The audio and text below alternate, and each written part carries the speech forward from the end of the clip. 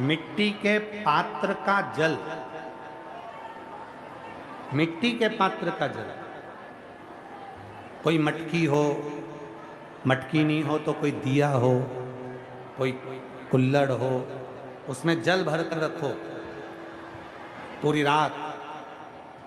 सुबह उस जल को थोड़ा सा लेकर जाओ और शिव जी को समर्पित करो। गंगेश्वर महादेव का नाम लेकर। कौन से महादेव? गंगेश्वर। वो मिट्टी के पात्र का जल जब तुम शिव जी को चढ़ाओगी और उसी जल को कटोरी में झेल कर लेकर आओगी, उसी जल को जब तुम कटोरी में झेल कर लेकर आओगे, जिनकी आंखों में रोग हो जाता है, श्रवण शक्ति में रोग हो जाता है, जिनके फेफड़ों में से सांस लेने में आवाज आती है खरखराहट की, जिनकी नासिका का स्वर बंद रहता है, कोई ना कोई स्वर उसके बंद ही रहते हैं नासिका के, उस व्यक्ति को यदि बैसाख के महीने में मिट्टी के पात्र में रखा हुआ रात्रि का जल गंगेश्वर महादेव के नाम से शिव जी को चढ़ाया जाता है और वही जल को उस व्यक्ति को पिलाया जाता है, तो नेत्र, श्रवण, नासिका और जो फेफड़ों में से खरखराहट की आवाज आती है वो धीरे धीरे अपने आप बंद होना प्रारंभ हो जाती है। गंगेश्वर। और इसी जल की प्रधानता, इसी जल की प्रधानता गंगेश्वर। बोल गंगेश्वर महादेव की जय। हर हर हर हर महादेव।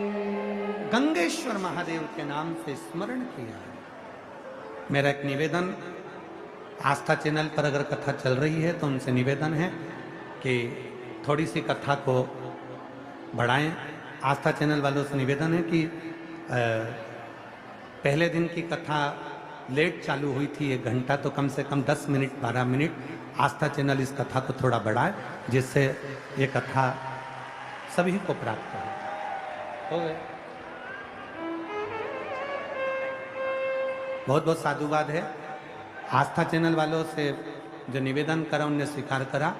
आस्था चैनल से सूचना आई है कि जितनी हमारे पास नहीं है तो घर में अगर कोई दीपक भी हो, मिट्टी का दिया भी हो, मिट्टी का दिया, तो उसको पात्र में उसको डाल के रख दो। उसका भी जल यदि शिव जी को चढ़ाएंगे, मिट्टी खास तौर से जरूरी है, तो पात्र में उसको डाल के रख दो। उसका भी जल यदि शिव जी को चढ़ाएंगे, मिट्टी खास तौर से जरूरी है। मिट्टी के पात्र में जल भरा हो और वो जल शिव जी को स्मरण, वो जल मिट्टी का दिया में जल भर दो, या मिट्टी का कोई पात्र हो उसमें जल भर दो, वो जल काम कर दो। यही जल, ध्यान देना, जिस स्त्री, जिस पुरुष, जिस नारी, जिस बहन, जिस भाई की कंधे से लेकर नीचे कमर तक रीढ़ की हड्डी में अगर दर्द रहता है, सवेरे सवेरे आप उठते हो और उठने पर कमर में बहुत दर्द सा लगता है, तकलीफ सी लगती है और बहुत ज़्यादा कष्ट होता है, तो रीढ़ की पूरी हड्डी में अगर दर्द रहता है तो उसको स्मरण करना चाहिए। मिट्टी के, ये बैसाख के महीने में प्रदोष के दिन का उपाय है। बैसाख के महीने की कोई भी प्रदोष, दोनों प्रदोष में से किसी भी प्रदोष में, प्रदोष के 1 दिन पहले रात्रि को मिट्टी के पात्र में 1 दुर्वा, केवल 1 दुर्वा और 1 चावल का दाना जमीन पर रखें, उसी के ऊपर मिट्टी के पात्र को रखें और उसी के अंदर जल भर दें। वही दुर्वा, वही चावल का दाना प्रदोष के दिन लेकर जाएं, शिव जी को समर्पित करें। मिट्टी के पात्र में जो जल है वो शिव जी को समर्पित करें, गंगेश्वर महादेव का नाम लेकर। वो दुर्वा भी उठाकर लेकर आए, चावल भी उठाकर लेकर आए, चढ़ा हुआ जल भी लेकर आए। चावल को अगर प्रदोष का व्रत करते हो तो ना खाएं, केवल दुर्वा खा लें, चावल को दूसरे दिन खा लें।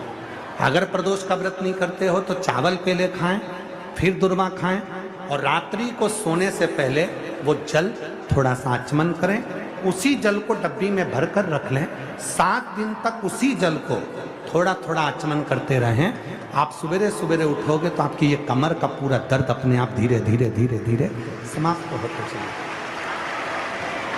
पर शिव जी का नाम स्मरण रखिएगा। कौन से महादेव? जम के बोलो जरा, गंगेश्वर महादेव। बोल गंगेश्वर महादेव की जय। गंग